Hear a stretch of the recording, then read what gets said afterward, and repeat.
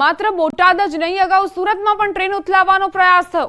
અજાણ્યા શખ્સોએ ટ્રેન ઉથલાવવાનો પ્રયાસ કર્યો હતો. 2 ફિશ પ્લેટ 71 પેડલોક ખોલીને ટ્રેન ઉથલાવવાનું કાવતરું ઘડ્યું હતું. આ ઘટનાને હજી ગણતરીનો જ સમય થયો છે, ત્યાં બોટાદમાં ફરી ટ્રેન ઉથલાવવાના પ્રયાસની આશંકા છે. અહીં રેલવે ટ્રેક પરથી 3 ફૂટનો લોખંડનો પાટો મળી આવ્યો. થોડા દિવસ જ થયા છે સુરતની ઘટનાને, અને એવામાં બોટાદમાં એક ટ્રેન ખોટકાઈ. જ્યારે તપાસ કરવામાં આવી તો ખબર પડી કે 3 ફૂટનો લોખંડનો પાઇપ જે ત્યાં મૂકી દેવામાં આવ્યો હતો, અને તે બાદ જ ટ્રેન ખોટકાઈ ગઈ હતી. ફરી ટ્રેન ઉથલાવવાનો પ્રયાસ કરવામાં આવ્યો છે કે કેમ તે દિશામાં પણ તપાસ થઈ રહી છે. રેલવે ટ્રેક પરથી 3 ફૂટનો લોખંડનો પાટો મળ્યો. પ્રાથમિક દ્રષ્ટિએ ટ્રેન ઉથલાવવાના પ્રયાસની આશંકા સેવાઈ. બોટાદ અને કુંડલી ગામ વચ્ચેની આ ઘટના છે. ટ્રેનમાં લોખંડનો ટુકડો ફસાતા ટ્રેનના એન્જિનનું પ્રેશર પાઇપ ફાટી જતા આ નુકસાન થયું અને ટ્રેન ત્યાં જ અટકી ગઈ. જોકે ત્યારબાદ સમારકામ કરીને ભાવનગર રવાના કરાઈ.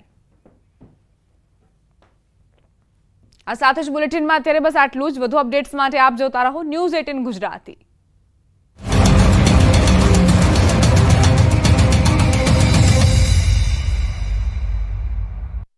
પોલો ટ્રીપ પર જઈ રહી તલવારથી કેક કાપવા મામલે ગુનો નોંધાયો. તલવાર વડે કેક કટિંગ કરતા જીઆરડી જવાનનો વિડીયો થયો વાયરલ. જિલ્લા મેજિસ્ટ્રેટના જાહેરનામાનો ભંગ કર્યાની ફરિયાદ હરેશ સોલંકી નામના જીઆરડી જવાન સામે નોંધાયો ગુનો. ડાકોર મંદિરના પ્રસાદની તપાસ કરવાની માંગ ઉઠી. સેવક આશીષભાઈએ લાડુના પ્રસાદની તપાસની કરી માંગ. સોશિયલ મીડિયામાં સેવક પૂજારીએ કરી પોસ્ટ. લાડુ પ્રસાદીનો વિડીયો પણ શેર કર્યો. પ્રસાદમાં સ્મેલ આવતી હોવાનો કર્યો દાવો. રાજકોટના કણકોટ ગામના પાટિયા પાસે રહેતી મહિલાઓ દ્વારા વિરોધ. પ્રાથમિક સુવિધા ન મળતા મહિલાઓ રણચંડી બની. મહિલાઓએ રસ્તા પર ઉતરી કર્યું ચક્કાજામ. વલસાડમાં ધરમપુરના એમએલએ અરવિંદ પટેલના કાર્યાલય પર બબાલ. સરપંચો અને યુવા મોરચાના પ્રમુખ વચ્ચે બબાલ. સરપંચો સાથે યુવા મોરચાના પ્રમુખે દુતાઈ ભર્યું વર્તન કર્યું હોવાનો સરપંચનો આક્ષેપ. અમરેલીમાં રાજુલા રેલવેની જગ્યામાંથી દબાણ હટાવાયું. ગેરકાયદેસર રીતે દબાણ કરનારને આપી હતી નોટિસ. રેલવેની જગ્યા ખાલી નહીં કરાતા ડિમોલેશનની કામગીરી. ગાંધીનગરમાં ફોરેસ્ટ બીટ ગાર્ડના ઉમેદવારોનો વિરોધ. મોટી સંખ્યામાં પથિકાશ્રમ પહોંચ્યા ઉમેદવારો. ફોરેસ્ટ ગાર્ડની જગ્યા વધારવાની માંગ સાથે સૂત્રોચ્ચાર. ગાંધીનગર પોલીસે કરી અટકાયત. ડિજિટલ ગુજરાત પોર્ટલ પર શિષ્યવૃત્તિની દરખાસ્ત બની જટિલ. સરકારી પ્રાથમિક શાળાના શિક્ષકોને કેવાયસીની કામગીરી સોંપતા કકડાટ થયો. શિષ્યવૃત્તિની દરખાસ્ત કરવા માટે અનેક દસ્તાવેજોની જરૂર પડતા વાલીઓ પણ કંટાળીને શિષ્યવૃત્તિ લેવાની ના પાડવા લાગ્યા.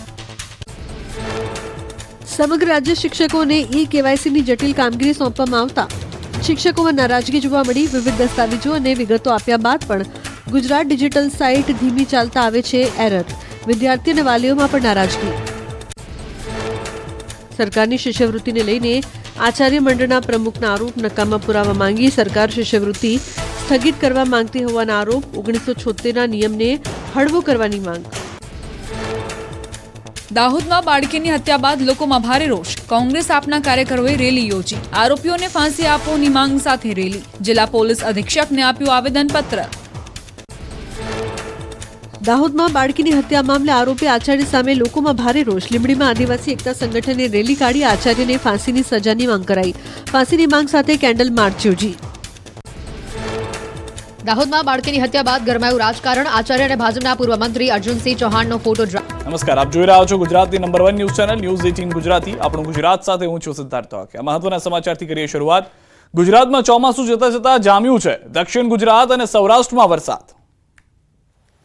વલસાડ જિલ્લામાં વરસાદી માહોલ જામ્યો છે. સતત ચોથા દિવસે જિલ્લાના તમામ તાલુકાઓમાં નોંધપાત્ર વરસાદ વરસ્યો હતો. ગઈ મોડી રાતથી આજે સવાર સુધી વાદળછાયા વાતાવરણ વચ્ચે વલસાડ શહેર અને આસપાસના વિસ્તારમાં થોડા સમય સારો વરસાદ વરસ્યો હતો. આથી થોડી જ વારમાં શહેરના રસ્તાઓ પાણી થઈ ગયા તો જિલ્લાના અન્ય તાલુકાઓમાં પણ છૂટોછવાયો વરસાદ વરસ્યો હતો. વાપી અને આસપાસના વિસ્તારોમાં ગાજવીજ સાથે તોફાની વરસાદ વરસ્યો. વલસાડની સાથે ધરમપુર, પારડી, વાપી અને ઉમરગામ તાલુકામાં પણ છૂટોછવાયો વરસાદ નોંધાયો. સતત 4 દિવસથી જિલ્લામાં વરસાદી માહોલને કારણે વાતાવરણમાં ઠંડક પ્રસરી અને લોકોએ ગરમી અને બફારાથી રાહત અનુભવી. વરસી રહેલો વરસાદ ડાંગરના પાકને અનુકૂળ હોવાથી ખેડૂતોમાં ખુશી છે. બીજી તરફ બોટાદ શહેર સહિત આસપાસના ગ્રામ્ય વિસ્તારોમાં પણ ધીમી ધારે વરસાદ પડ્યો. પાળિયાદ, બોડી, પીપરડી સહિતના ગ્રામ્ય વિસ્તારોમાં વરસાદ થયો. ભાદરવામાં વરસાદ થતા ખેડૂતોની ચિંતા વધી. કપાસના પાકમાં નુકસાનીની ભીતિ. આ તરફ અમરેલી સુધી પહોંચી છે મેઘ સવારી. અમરેલીના લીલિયા, અંટારિયા સહિતના ગામડાઓમાં વરસાદે ધબધબાટી બોલાવી. ભારે બફારા અને ઉકળાટ વચ્ચે ગ્રામ્ય વિસ્તારમાં વરસાદનું આગમન થયું. 10-12 દિવસના વિરામ બાદ ફરી વરસાદ શરૂ થતા વાતાવરણમાં ઠંડક પ્રસરી. રોડ પર પાણી વહેતા થયા. ખેતરોમાં પાણી ભરાઈ ગયા. અરવલ્લીથી સમાચાર. યાત્રાધામ શામળાજીમાં વરસાદ. 15 દિવસ બાદ ફરી વરસાદી ઝાપટું. વરસાદથી વાતાવરણમાં ઠંડક પ્રસરી ગઈ છે. લોકોને અસહ્ય ઉકળાટથી રાહત મળી ગઈ છે. કેટલાક વિસ્તારોમાં વરસાદ થશે. જે પ્રમાણેની આગાહી હતી તે પ્રમાણેનો વરસાદ ઉત્તર ગુજરાતની અંદર અરવલ્લીમાં પણ જોવા મળી રહ્યો છે. આ તરફ છોટાઉદેપુર જડિયાના ગામે જરી કોતરની સ્થિતિનો વિડીયો જોવા મળ્યો છે. જીવના જોખમે વિદ્યાર્થીઓ અને શિક્ષકો થઈ રહ્યા છે પસાર.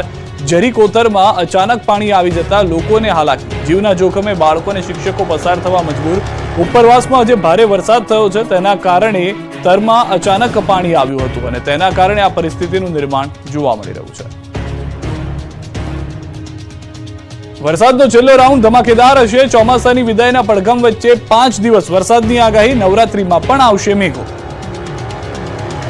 અંદાજે અડધા ગુજરાતમાંથી ચોમાસાની વિદાય થઈ ગઈ છે. 5 જિલ્લાના તમામ વિસ્તારમાં ચોમાસું પૂરું. કચ્છ, જામનગર, મોરબી, દ્વારકા, પોરબંદર, જુનાગઢ, રાજકોટ, સુરેન્દ્રનગર, પાટણ, બનાસકાંઠા મોટાભાગના વિસ્તારમાં ચોમાસું પૂર્ણ થઈ ગયું છે. ચોમાસાની વિદાયના પડઘમ વચ્ચે ગુજરાતમાં વરસાદના છેલ્લા રાઉન્ડના ભણકારા વાગી રહ્યા છે. ગુજરાતમાં ચોમાસાનો અંતિમ રાઉન્ડ તોફાની અને ધમાકેદાર હશે.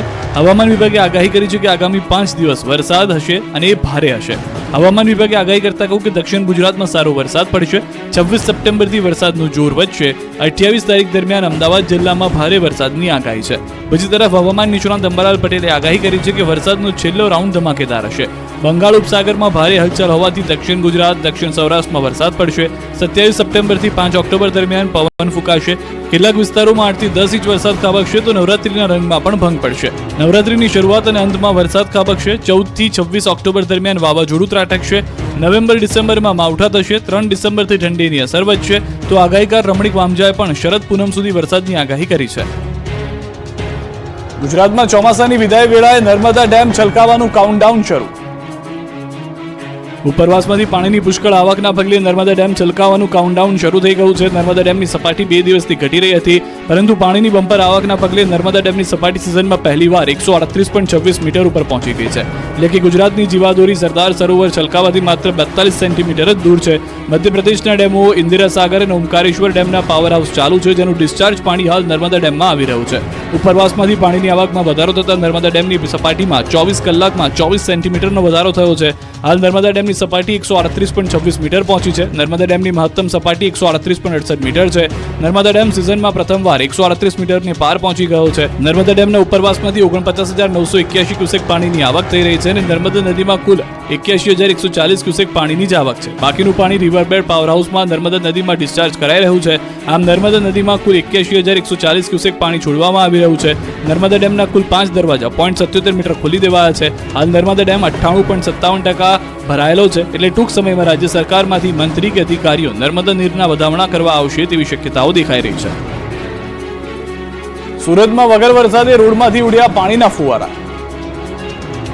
વગર વરસાદે રોડમાંથી પાણીના ફુવારા થયા સુરતમાં. અહીં હાલ કોઈ વરસાદ નથી, છતાં વરાછા રોડ પર પાણીના ફુવારા ઉડ્યા. રોડ પર પાણી નીકળતા લોકોમાં કુતૂહલ થયું. સુરત મહાનગરપાલિકાની બેદરકારીના કારણે સુરતના યોગી ચોક વિસ્તારમાં રોડ ઉપસી ગયો. રોડનું કામ લોટ પાણી અને લાકડા જેવું થતાં ઉપસી ગયેલા રોડમાં તિરાડો પડી. આ તિરાડોમાંથી પાણીના ફુવારા નીકળવા લાગ્યા. રોડની તિરાડોમાંથી પાણી વહેતું થયું. રોડ બનાવતી વખતે યોગ્ય પુરાણ ન કર્યું હોવાથી પાણીના ફુવારા નીકળી રહ્યા હોય એવો ઘાટ ઘડાયો. રોડ વચ્ચેથી ઉપસીને તૂટી જતા વાહન ચાલકો હેરાન પરેશાન થયા. તો બીજી તરફ રોડમાંથી પાણી નીકળી રહ્યું હોવાના દ્રશ્યોથી લોકો પણ ચોંકી ગયા. રોડ પર પાણીનો ભરાવો થયો. પંચમહાલમાં વરસાદથી પાકનો સોથ વળી ગયો છે. પંચમહાલ જિલ્લામાં મેઘરાજાએ ભાદરવામાં અષાઢી માહોલ ઉભો કર્યો હોય એવા દ્રશ્યો સર્જાયા હતા. ગોધરા સહિત જિલ્લાના અનેક વિસ્તારમાં ભારે ગાજવીજ અને પવન સાથે વરસાદી માહોલ સર્જાયો. મેઘરાજાએ સતત બીજી વાર રી-એન્ટ્રી કરતા ધરતીપુત્રોના જીવ પડીકે બંધાયા. અગાઉ મકાઈના પાકને ભારે નુકસાન થયું હતું, જેનું સર્વે કરી હજી વળતર મળ્યું નથી. ત્યારે હવે મકાઈનો બચી ગયેલો પાક, જે પશુઓના ઘાસચારામાં ઉપયોગ લેવા માટે હાલ ખેડૂતો કાપણી કરી રહ્યા છે, જેની ઉપર વરસાદી